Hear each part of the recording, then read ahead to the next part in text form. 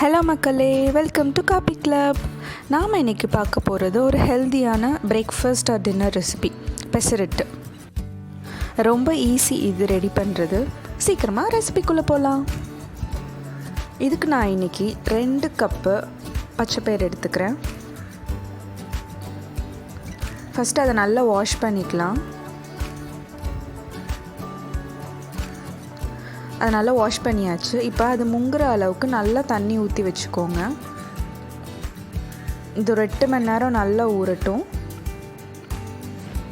ஊறினதுக்கப்புறம் பார்த்திங்கன்னா பச்சைப்பயிறு நல்லா இவ்வளோ பெருசாக சூப்பராக இருக்கும்.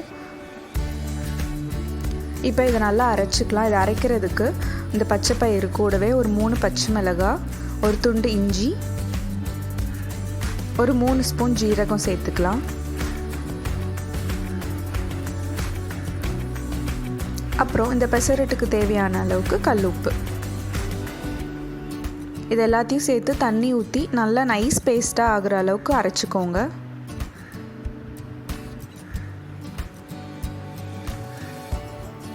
இப்போ நம்ம இந்த தோசைக்கு கொஞ்சம் கிறிஸ்பினஸ் கொடுக்கணும்ல, ஒன்று நீங்கள் பச்சரிசி சேர்த்து அரைச்சிக்கலாம், இல்லை இந்த மாதிரி அரிசி மாவு கொஞ்சோண்டு 2-3 ஸ்பூன் மட்டும் சேர்த்துக்கலாம்.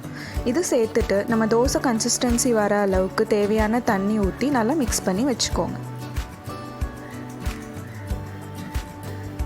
இந்த கன்சிஸ்டன்சி நம்ம தோசை ஊற்றுறதுக்கு கரெக்டாக இருக்கும்.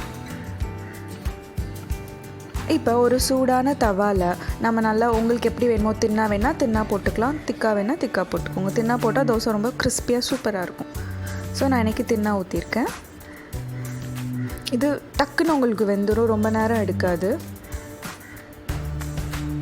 பார்த்திங்களா எவ்வளோ கிறிஸ்பியாக இருக்குதுன்னு சொல்லிட்டு.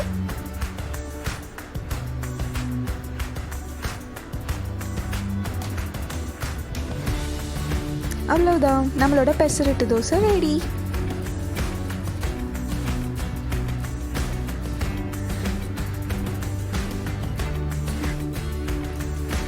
இந்த பெசரட்டுக்கு யூஸ்வலாகவே இஞ்சி சட்னி நல்லாயிருக்கும். ஆனால் நான் இன்றைக்கி இஞ்சி சட்னி வைக்கல. நான் இன்றைக்கி நல்லா ஒரு கார சட்னி செஞ்சுருக்கேன்.